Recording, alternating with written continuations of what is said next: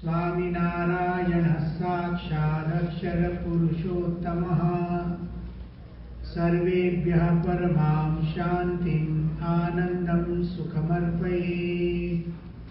ॐ अक्षरमहं पुरुषोत्तमदासोऽस्मि। ॐ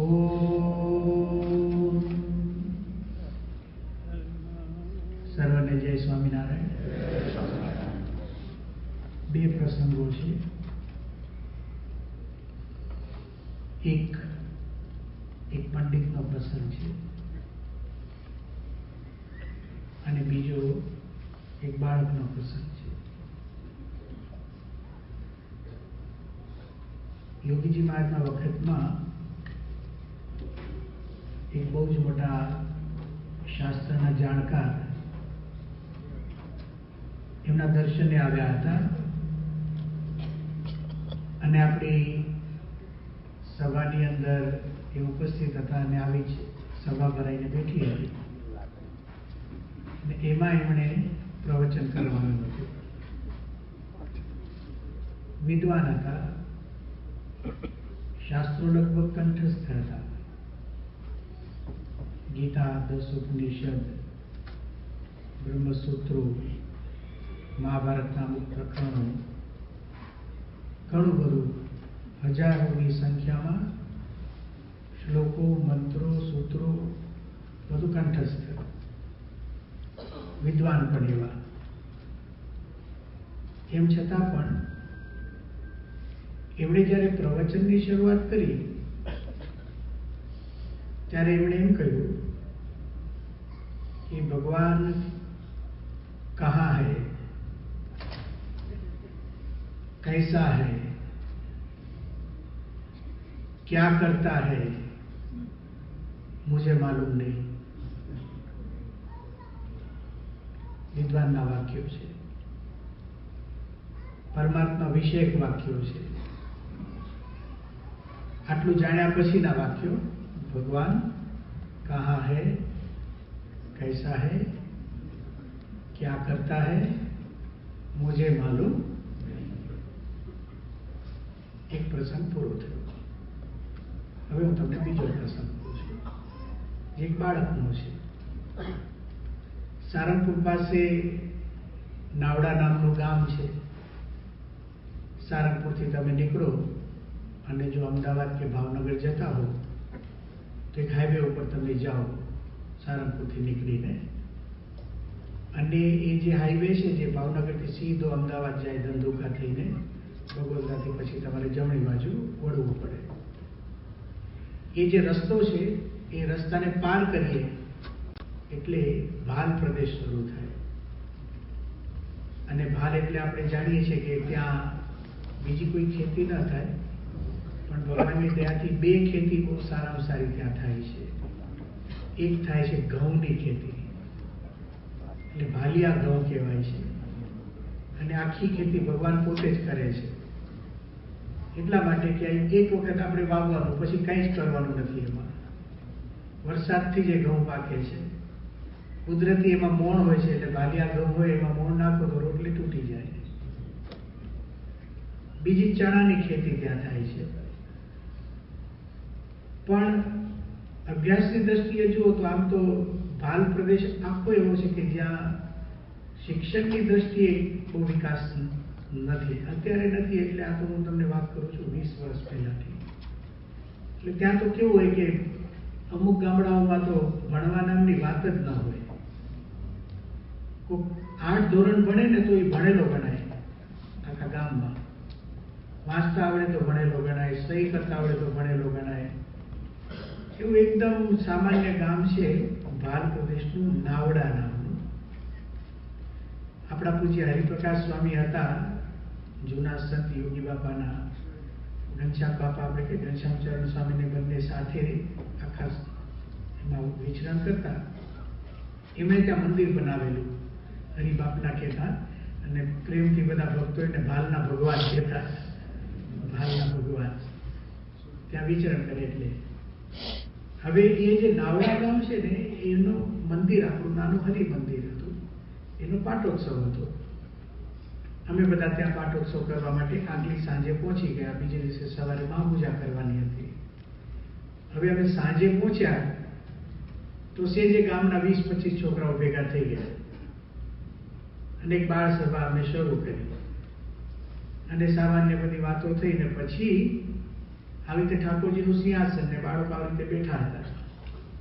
એમાં અમે બાળકો સાથે પ્રશ્નોત્તરી કરી. એમાં એક પ્રશ્ન પૂછ્યો કે આમાંથી તમારામાંથી ભગવાનને કેટલાએ જોયા છે? તો 20-25 બાળકો બેઠા હતા ને એમાંથી 10-12 છોકરાએ હાથ ઊંચા કર્યા છે, અમે ભગવાનને જોયા છે. બધાએ ન કર્યા પાછા, ઘણા વિચાર કરતા હશે કે આ શું છે બધું. અમે પૂછ્યું એ 10-12 બાળકો કે તમે ભગવાન ક્યાં જોયા છે? તેમણે ઠાકોરજી બતાવ્યા કે અહીંયા અમે રોજ દર્શન કરવા આવીએ છીએ એટલે અમે ભગવાનને જોયા છે. બરાબર છે, વાત એકદમ સાચી છે. મૂર્તિ પ્રતિષ્ઠા થાય છે, ભગવાન આપણા સંકલ્પો સાંભળે છે, છળ કપટે જુએ છે. એટલે આપણી જેમ પ્રાર્થના સાંભળે ને એમ આ જોતા હોય, એ આપણે ન કીધું હોય તોય જોવે. એ વાત ખોટી નહોતી. કીધું ભગવાન જોયા છે. પછી આપણે પ્રશ્નને હજુ વધારે આગળ લઈ ગયા કે બરાબર છે કે આ મૂર્તિમાં તો તમે ભગવાનને જોયા, પણ મૂર્તિ તો જેમ છે એમ આપણને દર્શન આપે, પણ તમે આમાંથી બોલતા ચાલતા ભગવાન કોણે જોયા છે? જીવંત ભગવાનનું સ્વરૂપ. એ પ્રશ્ન આવ્યો ને એટલે જે 10-12 આંગળી ઊંચી હતી એમાંથી ફક્ત 2 આંગળી ઊંચી રહી. અમે બોલતા ચાલતા જોયા છે. હવે આશ્ચર્ય ઉપજાવેલી વાત, બોલતા ચાલતા ભગવાન જોયા. એમણે અમે પૂછ્યું કે તમે બોલતા ચાલતા ભગવાન ક્યાં જોયા? તો નાવડા ગામ છે, અભણ છોકરા છે, એ શું કહે છે હું તમને એની ભાષામાં સમજાવું છું. પૂછ્યું કે બોલતા ચાલતા ભગવાન કોણે જોયા છે? તો એક છોકરાએ જવાબ આપ્યો કે અમારા ગામમાં હે ને પ્રમુખ સ્વામી આવ્યા હતા, એને મેં જોયા હતા.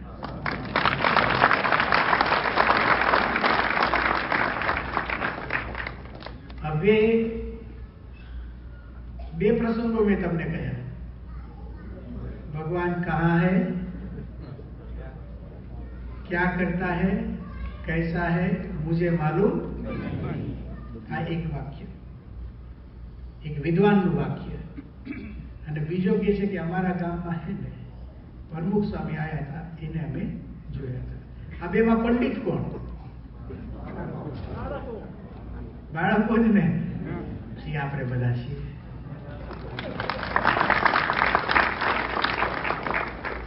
ભગવાન મળવા એ કેટલી વાત મોટી છે, ભગવાન માનવા એ બહુ મોટી વાત છે. ભગવાનના અસ્તિત્વનો સ્વીકાર કરવો ને એ બહુ જ મોટી વાત છે. કારણ કે આજે લાખો લોકો એવા છે, આમ તો મોટાભાગની સૃષ્ટિ આપણે જોઈએ માણસો જેટલી સંખ્યા છે એમાં નાસ્તિકોની તમે સંખ્યા જો તો કેટલી મોટી સંખ્યા છે. ભગવાન છે એમ માનવું, લગભગ તરફથી ભગવાન નથી એમ જ માને છે. અને બિચારા જે છે એમ માને છે ને એનું ઘણાનું તો આમ ડોલતું હોય છે. ઘડીક છે માને, નોકરી જાય એટલે નથી થાય, પાછી નોકરી મળે એટલે છે તમારું છે ને નથી, નથી છે એવું વહેલા પ્રશ્ન થઈ જાય ઘણી વાર. સૌથી મોટો પ્રશ્ન પહેલા આપણા સંસારમાં ઉપાધિ આવે ને તો ભગવાનના અસ્તિત્વ ઉપર જાય. 1982 ની અંદર આપણા પૂજ્ય ડોક્ટર સ્વામી જ્યારે વિચરણ કરતા હતા ત્યારે અમેરિકામાં બનેલો પ્રસંગ છે. આપણા ગુણભાવી કોઈ ગુજરાતી ભક્ત હતા અને એ ભગવાનનું ભજન ને બધું કરે, કૃષ્ણ ભગવાનનું ભજન કરતા હતા. એમના ઘરની અંદર પ્રસંગ એવો બન્યો કે એમના પુત્ર અને પુત્રવધુ બંને જણાનું મૃત્યુ એક્સિડન્ટમાં થયું.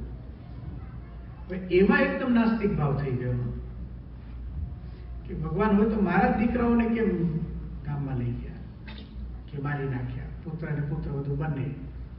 અત્યાર સુધી હજારો લોકો મરતા હતા, પ્રશ્ન નહોતો. પોતાના ઘરમાં બન્યો તો થાય, પણ પહેલો ફટકો ક્યાં લાગ્યો? આસ્થા ઉપર, એટલે નાસ્તિક થઈ ગયા. એટલે દુનિયાની અંદર કેવું બને છે કે નાસ્તિકોનું પ્રમાણ બહુ મોટું છે. એમાં ભગવાનને માનવા, એના અસ્તિત્વનો સ્વીકાર કરવો એ બહુ મોટી વાત છે. જે લોકો ભગવાનનું અસ્તિત્વ સ્વીકારે છે, ઘણા ભગવાનને, ઘણા ધર્મો તમે જોશો તો ભગવાનને જુદા જુદા નામથી માને છે. ઘણા વિશ્વના ધર્મો પણ તમે જોશો તો આસ્તિક ધર્મો ઘણા બધા છે, ભગવાનને માને છે. એમાંથી એ ભગવાન અવતાર ધારણ કરે છે એવું માનનારો વર્ગ બહુ ઓછો છે. ભગવાન અવતાર ધારણ કરે છે, અવતાર સિદ્ધાંત. શ્રીમદ ભગવદ ગીતા તમે જોશો તો એના 4થા અધ્યાયની અંદર 2 શ્લોકો છે, અને જે 2 શ્લોકો સંપૂર્ણ ભારત વર્ષમાં પ્રસિદ્ધ છે. યદા યદા હિ ધર્મસ્ય ગ્લાનિર્ભવતિ ભારત અભ્યુત્થાનમ અધર્મસ્ય તદાત્માનમ સૃજામ્યહમ પરિત્રાણાય સાધુનામ વિનાશાય ચ દુષ્કૃતામ ધર્મ સંસ્થાપનાર્થાય સંભવામિ. આજે સંભવામી યુગે યુગેનું વરદાન છે ભારત વર્ષને. ભગવાન પ્રત્યેક યુગની અંદર પોતાની ઈચ્છાથી જ્યારે જ્યારે અધર્મ વધે છે તો અધર્મનો નાશ કરવા અને ધર્મનું રક્ષણ કરવા માટે અવતાર લે છે. સંભવામી, હું આવું છું. ભગવાન આવે છે, મનુષ્ય જેવા થાય છે. સ્વામિનારાયણ ભગવાને પણ વચનામૃતની અંદર આ સિદ્ધાંત કર્યો છે કે ભગવાન પોતાના અક્ષરધામની અંદર વિરાજમાન છે. એ પોતે અતિ કરુણાએ કરીને જીવના મોક્ષને અર્થે પોતે સંકલ્પ કરીને આ લોકમાં આવે છે. પહેલી વાત, ભગવાનને માનનારા બહુ ઓછા છે. જે લોકો ભગવાનને માને છે એમાં ભગવાન અવતાર ધારણ કરે છે એમ માનનારા ઓછા છે. એમાંથી પણ હવે નજીક આવો. એ ભગવાન આજે પ્રગટ છે એવું માનનારા તો ભાગ્ય મળે. એમાં આપણે છીએ, એમાં આપણે છીએ. મને ભગવાન આજે મળ્યા છે, અહીંયા મળ્યા છે. હવે જો નાવડાનો બાળક કહેતો હોય કે અમારા ગામમાં હે ને પ્રમુખ સ્વામી આવ્યા, હવે આપણને કોઈ પૂછે કે તમે ભગવાનને જોયા છે તો આપણે શું કહેવાનું? અમારા ઘરે પ્રમુખ સ્વામી આવ્યા છે. આપણે અમે તો એને જમાડ્યા છે. ખરું કે ખોટું? આપણે એમ કહેવાનું કે અમારી આગળ બાપા ધર્માદો માગે ને તો અમારે એને ના પાડી છે. એવા હશે બધું ના હોય કંઈક માફું કરો. કેટલું માનવ સહજ, અને આપણે ના પાડી શકતા. બાપાને આપણે ના પાડી શકતા, બોલો. અને કેવા ગુરુ કે અહીંયા બેસવાનું કહો તો અહીંયા બેસી જાય, અહીંયા બેસવાનું કહો તો અહીંયા બેસી જાય. પરમ ભાગ્યશાળી છે. આજે આપણને મહંસવામી મહારાજે સત્સંગ દીક્ષા ગ્રંથ આપ્યો, એની અંદર પ્રાપ્તિના વિચારની વાત લખેલી છે કે રોજ પ્રાપ્તિનો વિચાર કરવો. રોજ આ પ્રાપ્તિનો વિચાર કોઈ વિચાર નથી, એ શાંતિનું સાધન છે. એને સમજવાની જરૂર નથી, એને કરવાની જરૂર છે. ઘણી વાર શું બને કે આપણે પ્રાપ્તિના વિચારને સમજી લઈએ, કરીએ નહીં. શું મળ્યું છે મને? આજે તમે જુઓ કે દુનિયાની અંદર આજ રોજ અનુભવ અમને થાય છે. કેટલા લોકોને મળીએ છીએ, તમે પણ મળતા હશો, સંતો બધા મળે છે. હજારો લોકો અત્યારે શતાબ્દી મહોત્સવ નિમિત્તે કાર્ય થાય છે. હજારો બહારના લોકોને મળવાનું થાય, ગુરુભાવીઓને મળવાનું થાય. પ્રમુખ સ્વામી મહારાજ ક્યાં ક્યાં હૃદયમાં બેઠા છે. લોકો જ્યારે એમની વાત કરે ને તો એટલા અહોભાવથી ભરાઈ જાય પ્રમુખ સ્વામી મહારાજની વાત કરી ત્યારે. કારણ શું? એટલા કાર્યો કરીને ગયા. તો આજે આપણને જે વિશ્વ અને વિવેક મૂર્તિ સ્વામીએ વાત કરીને એ પ્રમુખ સ્વામી મહારાજ માટે સાર્થક થાય છે કે જે સંતનો મહિમા ગીતાએ ગાયો છે, શ્રીમદ ભગવદ્ ગીતા એ સંતનો મહિમા છે ને અલગ અલગ શબ્દોમાં ગાયો છે. ભગવદ્ ગીતાનો તમે બીજો અધ્યાય વાંચશો તો એમાં સંતનો મહિમા સ્થિતપ્રજ્ઞ નામથી ગાયો છે. અર્જુનનો પ્રશ્ન છે, સ્થિતપ્રજ્ઞસ્ય કા ભાષા સમાધિસ્થસ્ય કેશવ સ્થિતધિ કિમ પ્રભાષેત કિમાસીત વ્રજેત કિમ. એટલે કે જેની બુદ્ધિ, જેના નિશ્ચયો, જેના નિર્ણયો, જેના સંકલ્પો, જેના વિચારો સ્થિર હોય એ વ્યક્તિના લક્ષણો શું હોય. સ્થિતધિ કિમ પ્રભાષેત, એ કેવી રીતે બોલતો હોય. કેવી રીતે બોલતો હોય એટલે કઈ ભાષામાં બોલતો એવું નહીં સમજવાનું. હિન્દી બોલતો હોય કે અંગ્રેજી બોલતો હોય કે સંસ્કૃત બોલતો હોય, ના, ગમે તે ભાષા બોલતો હોય પણ એ જ્યારે બોલે છે ત્યારે એના અંતઃકરણની પ્રવૃત્તિ શું ચાલે છે, એ કઈ ભાવનાથી બોલે છે. દુનિયા આખી બોલતી હોય છે. કામી બોલે કામે ભર્યું રે, લોભી બોલે લોભ લે, ક્રોધી બોલે ક્રોધે અનુસર. આખી દુનિયા બોલ બોલ કરતી હોય છે. બધા પોતાની પ્રકૃતિની ભાષા બોલતા હોય છે. અહીંયા અર્જુને પૂછ્યું, સ્થિર બુદ્ધિ વાળો, જેના નિશ્ચય સ્થિર છે. સંપ્રદાયની ભાષામાં, મહારાજની ભાષામાં આ શબ્દોને ફેરવો ને તો જેની પાસે ઉત્તમ નિર્વિકલ્પ નિશ્ચય છે. નિર્વિકલ્પ નિશ્ચય એટલે સ્થિત પ્રજ્ઞતા, જે લોયાના 12મા વચનામૃતમાં કીધું છે કે જેના જીવનની અંદર ઉત્તમ નિર્વિકલ્પ નિશ્ચય ભગવાનનો હોય, એના લક્ષણ શું છે, એ કેવી રીતે બોલતો હોય, હિમાસીત, એ કેવી રીતે બેસતો હોય. એટલે કે કયા આસનમાં બેસે એમ નહીં સમજવાનું. પદ્માસન, વીરાસન, સુખાસન, ગમે તે આસનમાં બેસે, પણ જ્યારે એ બેસે છે ત્યારે એની ભાવનાઓ કઈ છે, એનું હૃદય કઈ ભાવનાઓથી ભરેલું છે, એ તપાસવાની વાત છે, એને સમજવાની વાત છે. અને વ્રજે એ કઈ રીતે ચાલતો હોય. એનો અર્થ કે એક જીવંત વ્યક્તિની અંદર ઉત્તમ નિર્વિકલ્પ નિશ્ચયને જોવાની કળા ગીતા શીખવાડે છે. ભગવાન શ્રી કૃષ્ણ 18 શ્લોકોમાં ઉત્તર આપે છે. સ્થિર બુદ્ધિવાળાના લક્ષણો. પ્રજાહાતિ યદા કામાન, પેલું લક્ષણ. જેના જીવનમાં કોઈ લૌકિક વાસના ન હોય, કામના ન હોય. આત્મનની વાત્મના તુષ્ટ, જે પોતાના આત્મામાં બિરાજમાન પરમાત્માથી સંતુષ્ટ રહેતું હોય. બીજું લક્ષણ. દુઃખેશુ અનુદ્વિગ્ન મનાહ, દુઃખમાં ક્યારેય પણ ઉદ્વેગ પામતો ન હોય. ત્રીજું લક્ષણ. સુખેશુ વિગત સ્પૃહા, સુખમાં જેની ક્યારેય પણ આમ સુખની અંદર જેની ક્યારે સ્પૃહા ન હોય, એટલે કે એને વાસના ન હોય. પાંચમું લક્ષણ. વીત રાગ ભય ક્રોધ, એક સાથે 3 વાત કરી છે. જેના જીવનમાં રાગ ન હોય, ભય ન હોય અને ક્રોધ પણ ન હોય. એના પછી એક લક્ષણ કે છે કે જેમ કાચબો યદા સંહરતે ચાયમ કુર્મો ગાની સર્વશા, જેમ કાચબો છે ને એને આપણે અડીએ ને તો બધા જ અંગોને સંકેલી લઈને પથ્થર જેવો બની જાય. સંસારમાં રહીને જે પોતાની ઇન્દ્રિયોને ખેંચી શકતો હોય એને સ્થિત પ્રજ્ઞ કહેવાય. એક લક્ષણ આપ્યું. સમુદ્રનો દાખલો આપ્યો. આપૂર્યમાણમ અચલ પ્રતિષ્ઠમ સમુદ્રમાપ પ્રવિશંતિ યદ્વત.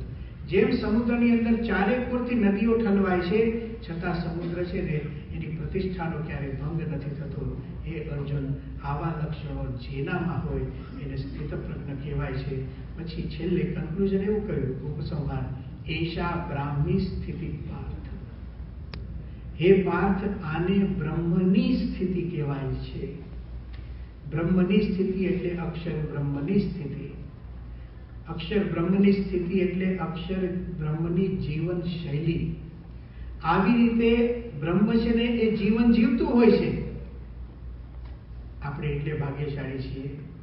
ગીતાએ જેના માટે એશા બ્રાહ્મી સ્થિતિ લખ્યું એ મારા ગુરુ પ્રમુખ સ્વામી છે.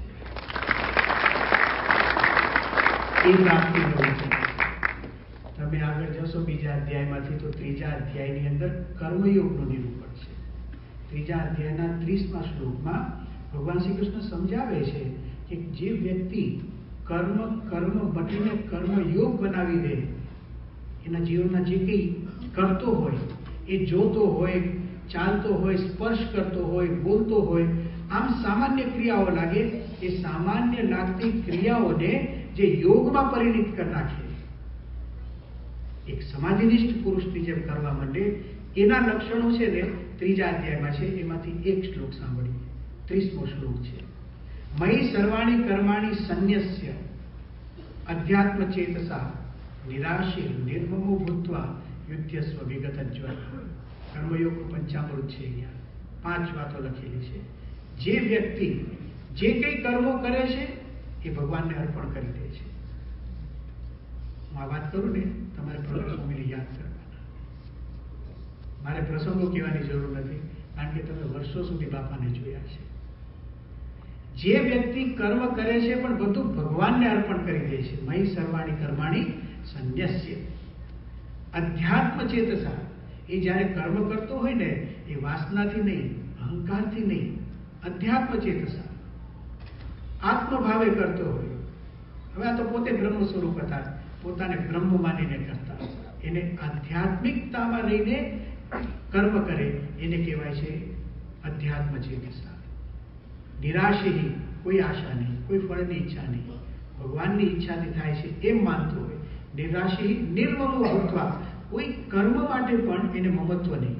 એટલે મારે આ કરવા જોઈએ જ એવું નહીં. પાછું સોંપે ત્યારે કરે, ના પાડે ત્યારે ન કરે. સામાન્યમાં લક્ષણ નથી હોતા, કર્મયોગીના લક્ષણ છે.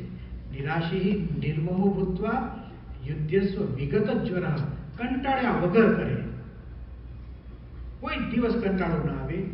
આવી વ્યક્તિને ગીતા કર્મયોગી કહે છે. સતુ સૌભાગ્યનાથો મમ વિવેકમૂર્તિ સ્વામી કહેતા હતા ને, એવા મારા પ્રમુખ સ્વામી છે. આ વિચાર આપણે કરવાનો. તમે ગીતામાં આગળ જાઓ, 5મો અધ્યાય છે, એમાં જીવન મુક્તના લક્ષણ લખ્યું. જીવન મુક્ત કેવું હોય?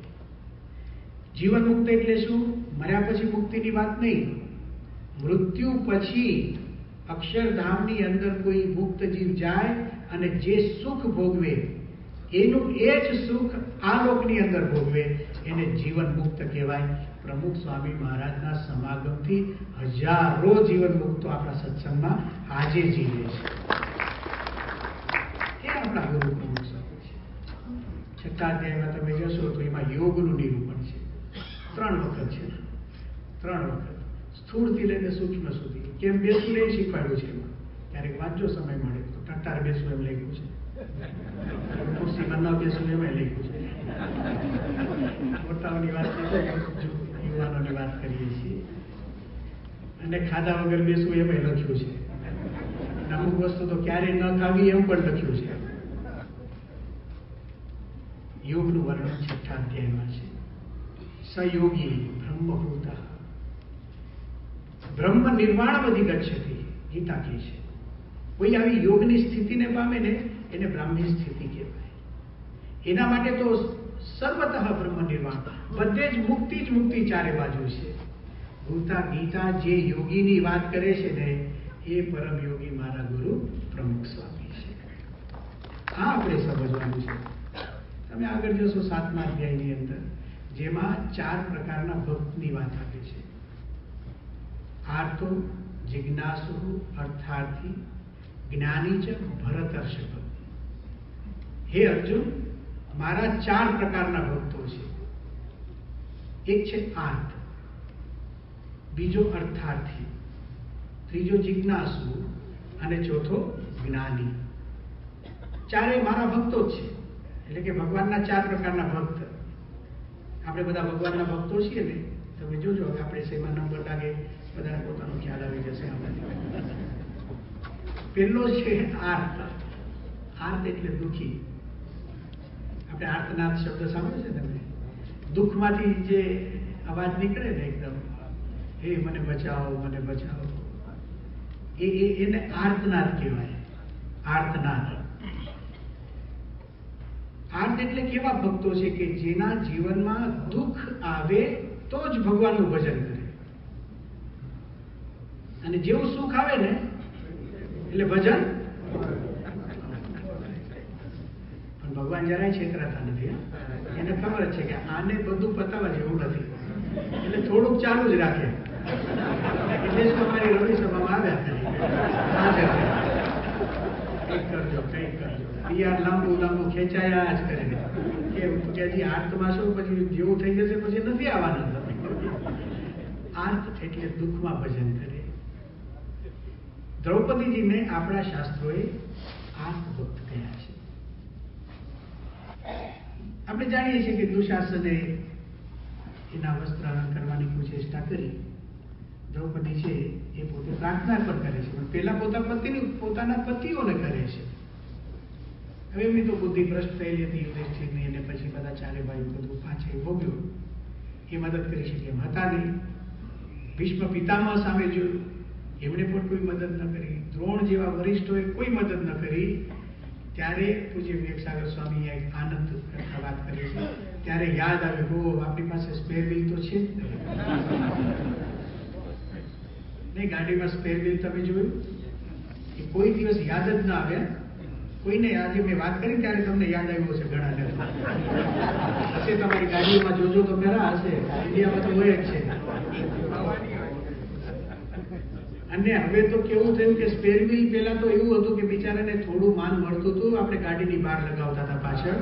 બધા જોવે તો ખરા કે ભાઈ આપણે એક સ્પેર વ્હીલ નામની વસ્તુ રાખીએ છીએ, હવે કે દેખાવું ના જોઈએ, નીચે નાખો એને. નીચે દેખાતું કે એની ઉપર પાટિયું મારો. ભગવાનની આ હાલત કરી છે આપણે. દેખાવા ન જોઈએ. ઘણા નવા ઘર બનાવે ને, આખી ડિઝાઇન છે ને એ બધી જ સરસ રીતે થઈ જાય, કોઈ પ્રશ્ન ના થાય. એટલી આમ કોમ્પ્લિકેટેડ ડિઝાઇન હોય એની, એટલે જગ્યાની ઇંચને વાપરેલી હોય, અને એવી રીતે વાપરી હોય ને કે આપણે થાય કે શું બુદ્ધિ વાપરી છે. મોટો પ્રશ્ન ક્યાં થાય કે આમાં ઠાકોરજીનું મંદિર ક્યાં? કોઈ આર્કિટેક્ટને સમજાતું જ નથી. હા, ઊંઝાય, પાછું ઊંઝાય. અને લઈ પ્રશ્ન આવે અમારી સામે, આમાં ઠાકોરજીનું મંદિર ક્યાં પૂછે? એટલે આર્કિટેક્ટને કે આપણે કહીએ હવે અમને તમે પૂછો તો આપણે સારામાં સારી જગ્યા બતાવી, જ્યાં બધા બેસતા હોય સિટિંગ રૂમમાં કે અહીંયા સામે મૂકી દો. ના ના, અહીંયા તો બધા આવવાના છે. એટલે આનો અર્થ શું થાય? ભગવાન આપણે તો કોઈ બી આવે નહીં, અહીં તો બધા આવવાના છે. એમાં જો તમે કોને ઓલા દાદરા હોય ખબર છે આપણે દેશમાં, એમાં સાચો પડતો અને કે અહીંયા મંદિર કરો, સખત જગ્યા તમે બતાવો. આ તમને સૂઝ્યું ક્યાંથી? સંને જોઈ સૂઝ્યું. જે વ્યક્તિ ભગવાનને ખૂણામાં નાખશે ને, ભગવાન એને ખૂણામાં નાખશે. ભગવદ્ ગીતા કે છે, ભગવદ્ ગીતા કે છે, ये यथा मां प्रपद्यन्ते तांस तथैव भजाम्यहम्. જે લોકો મને જે રીતે ભજે છે, હું એને એ રીતે ભજું છું. આર્ત નામના ભક્તો એવા છે જે દુઃખમાં ભજન કરે છે. પછી દ્રૌપદીને મદદ કરી. હવે બીજો પ્રકાર, એનું નામ છે અર્થાર્થી. હવે તમે ચારે પ્રકાર સાંભળશો ને તો ઘણાને એમ થશે કે હું તો ચારેમાં ચાલુ એવું. જેમાં સેટ થાય એમાં કરી લેવાનું, આપણે જોઈ લેવાનું પોતાની રીતે. ભક્ત છે એ મોટી વાત છે. આ તો એક અર્થાર્થી. અર્થાર્થી વિચિત્ર પ્રકાર છે આખો. એના જીવનમાં કોઈ દુઃખ નથી. 3 ટાઈમ ખાવાનું મળે છે, અને એ સિવાયના ટાઈમમાં ખાવું હોય તો વ્યવસ્થા છે. 3 ટાઈમ કાયદેસર છે. બાકી આમતા આમતા ખાવું હોય તો વાંધો નથી. રહેવા માટેનો કોઈ પ્રશ્ન નથી. પોતાનું ઘર થઈ ગયેલું છે. બીજું બિઝનેસ જોરદાર ચાલે છે. એક ધંધો કરે છે ને એમાં કરોડો રૂપિયા કમાય છે. એમ છતાંય ઠાકોરજી પાસે આવે અને પ્રાર્થના કરે, એટલા ગદગદ ભાવે કરે અને એની આંખમાંથી આંસુ પડતા. આપણે એની બાજુમાં આવે તો આપણને થાય કે આ વર્ષોથી સાધના કરીએ છીએ કે ગદગદ ભાવે હું પ્રાર્થના કરું અને મારે ગદગદ ભાવ થતો નથી ને આની આંખમાં તો પાણી આવે છે. એ ભાવના અને ભગવાન માટે છે, પણ એના હૃદયમાં જે તપાસો ને તો એ પ્રાર્થના શું કરતો હોય ખબર છે કે એક બિઝનેસ તો થઈ ગયો. તમે તો દયાળુ છો, કૃપાળુ છો, તમે તો ભક્તના ઉદ્ધારક છો. હજી બીજો એક થઈ જાય બસ, એનું રડવું આવે છે એને.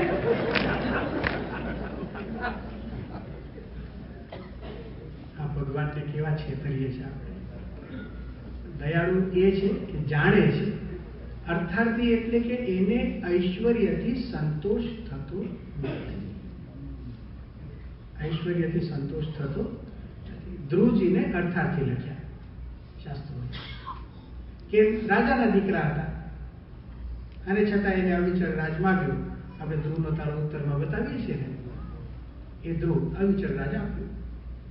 આ બીજો પ્રકાર છે. ત્રીજો જિજ્ઞાસુ, જાણવાની ઈચ્છા છે, ઈચ્છામાં જિંદગી પૂરી થાય. આ અતિ વિચિત્ર પ્રકાર છે. આપણે કહીએ કે ભાઈ તમે મંદિર દેખાતા નથી, આ કે ઈચ્છા છે, આવું 10 વર્ષ સુધી બોલે. 10 વર્ષ મોટો થઈ ગયો, એક બાકી કે ઈચ્છા તો છે, પ્રોગ્રામ બનાવવો છે, આ વખતે તો આમ જ છે તેમ જ છે. રુચિમાં જિંદગી પૂરી થાય. મિત્રો, સારી રુચિને સારું વર્તન ના સમજવું, ગડબડ થઈ જશે. આપણે સારી ઈચ્છાઓ કરીએ છીએ ને, એને ઈચ્છા કહેવાય, એને વર્તન ના કહેવાય ને. તો એ ઈચ્છામાં અટકેલો ભક્ત છે, એ ત્રીજો પ્રકાર છે, આર્ત અર્થાર્થી જિજ્ઞાસુ. અને ચોથો પ્રકાર છે જ્ઞાની.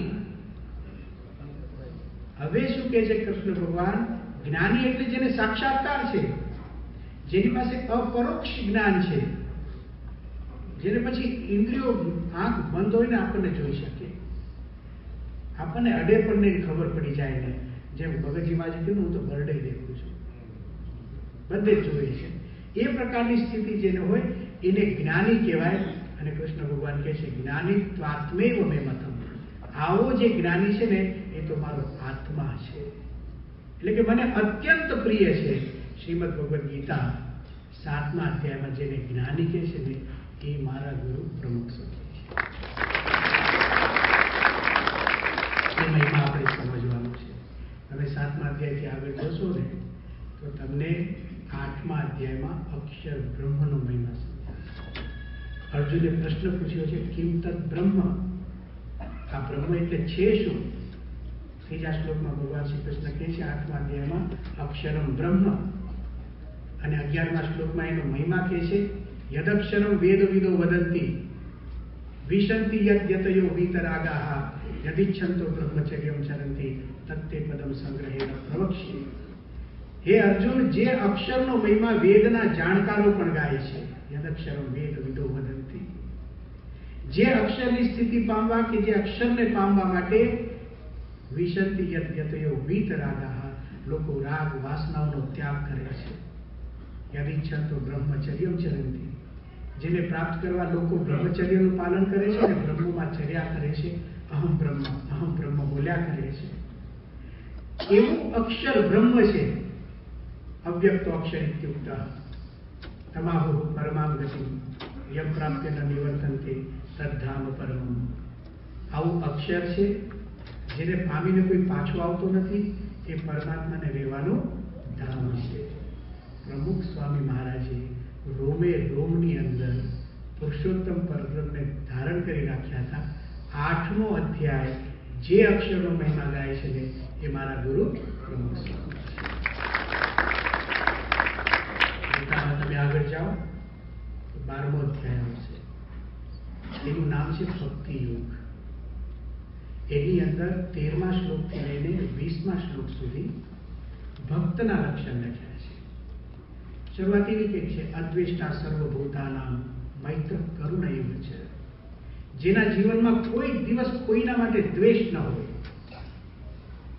કોઈનું અહિત ઈચ્છ્યું ન હોય, કોઈનું ખોટું થાય એવો સંકલ્પ ન કર્યો હોય, એને અદ્વેષ્ટા કહેવાય. દ્વેષનો સંકલ્પ જ નહીં. સામાન્ય માણસની આ તાકાત નથી. આપણે જયારે કંટાળી જઈને કોકના માટે ગુસ્સો આવે ને, પહેલો દ્વેષનો વિચાર આવે કે આનું બગડે તો સારું. નહીં, આપણે એક કથા સાંભળીએ છીએ, કોકનું ઘર બગડ્યું, અરે કોકનું ઘર સળગ્યું, તો બીજો જેને ઈર્ષ્યા હતી ને, એ જોવા ગયો. પેલા ખબર હતી કે આને ઈર્ષ્યા છે.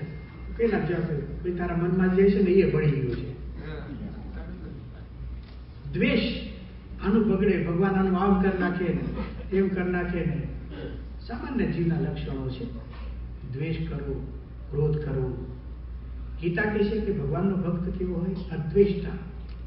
કોઈના માટે દ્વેષ નહીં. સર્વભૂતાનામ અદ્વેષ્ટા. મૈત્ર, બધાની સાથે મિત્રતા હોય.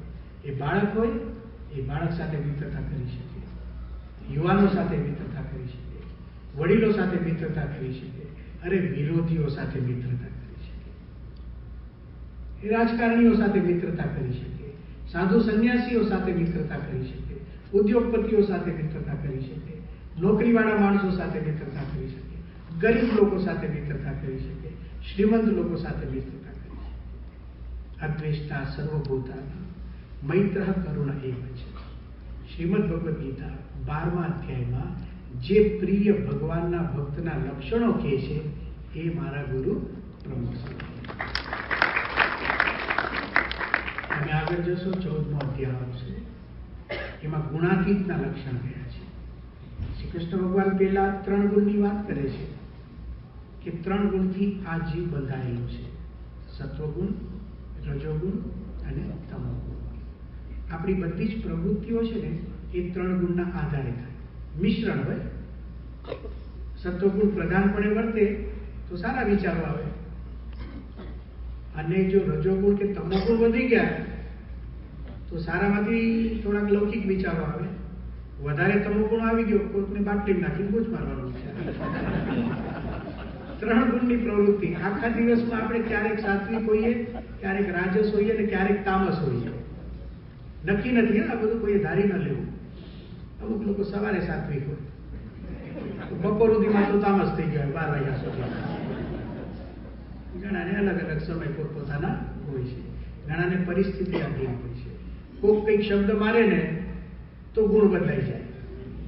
મહારાજે છે ને અલગ અલગ રીતે વચનાત્મક કીધું છે. ગુણની પ્રવૃત્તિ અને યુગની પ્રવૃત્તિ. આપણે 4 યુગ કહીએ ને, સતયુગ, દ્વાપર, ત્રેતા અને કળિયુગ.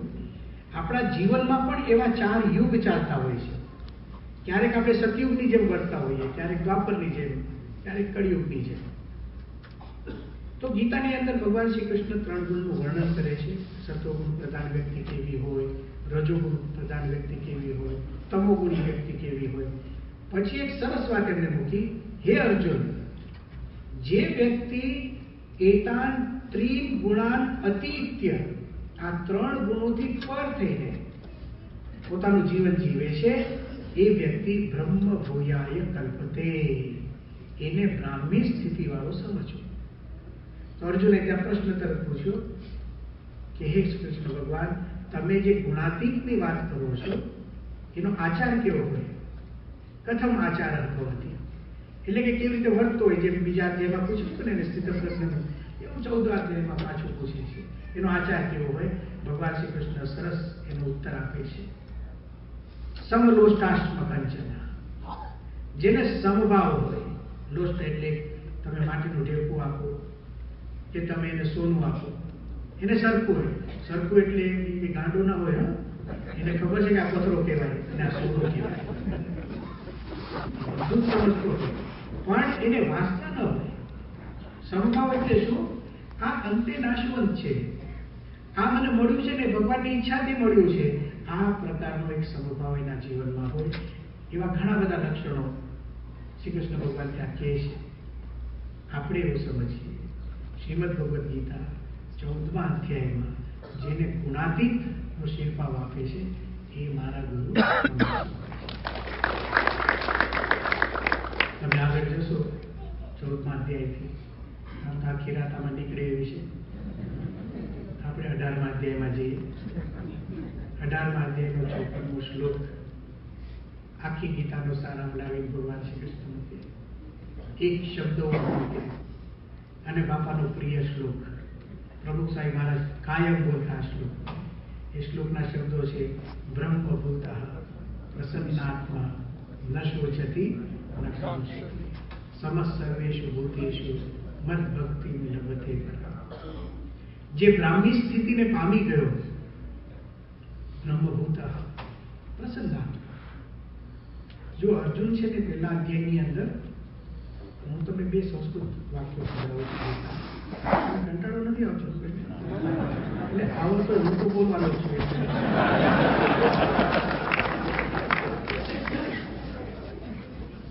શતાબ્દી ઉજવણી છે ને, પહેલા અધ્યાયમાં શું બને છે? અર્જુનને જ્યારે મોહ વ્યાપે છે એનું વર્ણન વ્યાસજીએ પહેલા અધ્યાયના 28મા શ્લોકમાં કહ્યું છે. મોહ માટે શબ્દ વાપર્યો છે પરયા કૃપયા વિષ્ટ, એટલે કે પરા કૃપાથી આવિષ્ટ એટલે ઘેરાયેલો, એટલે કે માયાથી ઘેરાયેલો. એટલે કે મોહથી ઘેરાય. આ પહેલો શબ્દ, મોહથી ઘેરાય. બીજો શબ્દ વિષેદન,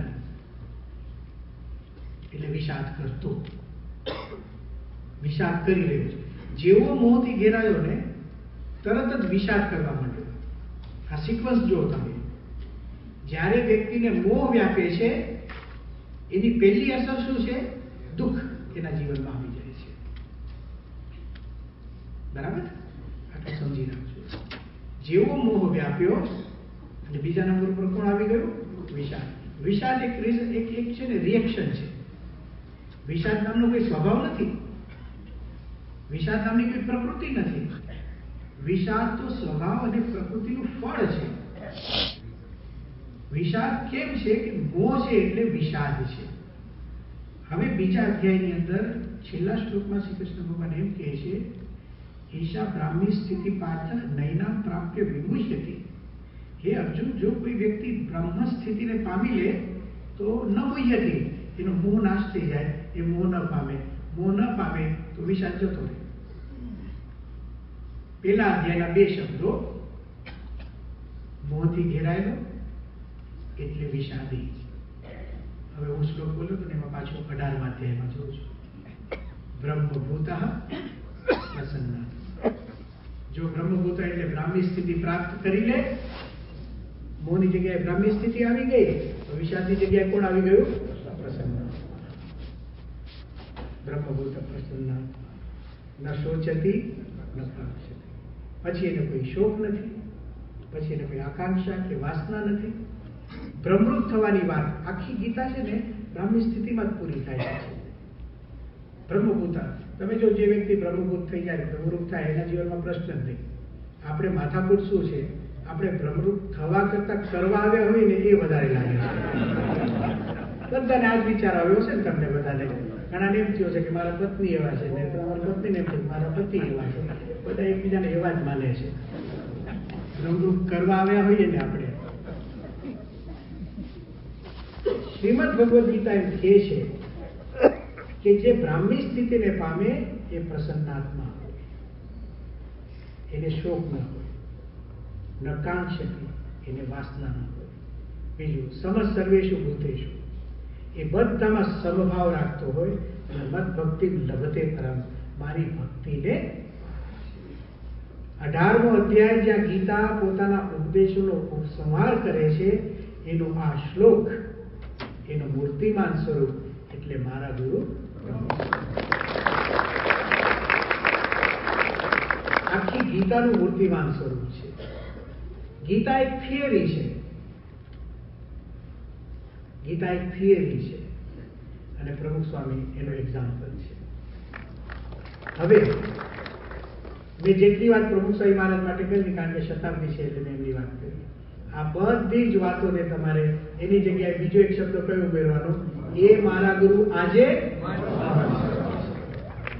બધું ફરીથી બોલી રહ્યો છું. બીજા અધ્યાયમાં જે એશા બ્રાહ્મી સ્થિતિ શ્લોક લખ્યો એ આજે મારા ગુરુ. ત્રીજા અધ્યાયની અંદર જે કર્મયોગીની વાત કરી એ આજે મારા ગુરુ. પાંચમા અધ્યાયમાં જે જીવન મુક્તની વાત કરી એ આજે મારા ગુરુ. છઠ્ઠા અધ્યાયમાં જે યોગીના લક્ષણ કયા એવા પરમ ગુરુ આજે મારા ગુરુ સ્વામી છે.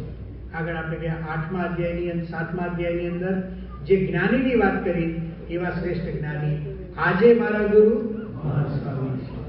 8મા અધ્યાયમાં જે અક્ષર બ્રહ્મની વાત કરી એ આજે મારા ગુરુ સ્વામી મહારાજ છે. 12મા અધ્યાયમાં જે ભક્તના લક્ષણો કયા એ આજે મારા મહંત સ્વામી મહારાજ છે. 14મા અધ્યાયમાં જે ગુણાતીતના લક્ષણો કયા એ આજે મારા ગુરુ મહંત સ્વામી છે. અને છેલ્લે બ્રહ્મભૂત એ આજે મારા ગુરુ મહંત સ્વામી છે. આને કહેવાય પ્રાપ્તિનો વિચાર. શાસ્ત્રોમાં જે કંઈ લખ્યું છે, વચનામૃતમાં લખ્યું હોય, ગીતામાં લખ્યું હોય, ઉપનિષદોમાં લખ્યું હોય, શ્રીમદ ભાગવતમાં લખ્યું હોય, જેટલા પૃથ્વીના શબ્દ માત્ર જ્યાં સજ્જનોની વાત લખી હોય, જ્યાં સદગુણોની વાત લખી હોય, એ જે કંઈ છે ને એ જેમાં છે એ મારા ગુરુ છે. એ પ્રમુખ સ્વામી મહારાજ અને મહંત સ્વામી મહારાજ આપણને મળ્યા છે. આપણે એમના ચરણોમાં પ્રાર્થના કરીએ કે તમે અમને મળ્યા છો, તમે અમારા ગુરુ પણ છો, તમે અમારા હૃદયમાં પણ છો, પણ અમે તમારો અનુભવ કરીએ, અમે તમારા સુખનો અનુભવ કરીએ, તમે અમારી સાથે છો એવો અમે અનુભવ કરીએ, એવી અમારી ઉપર કૃપા કરજો. શ્રી સ્વામિનારાયણ ભગવાન.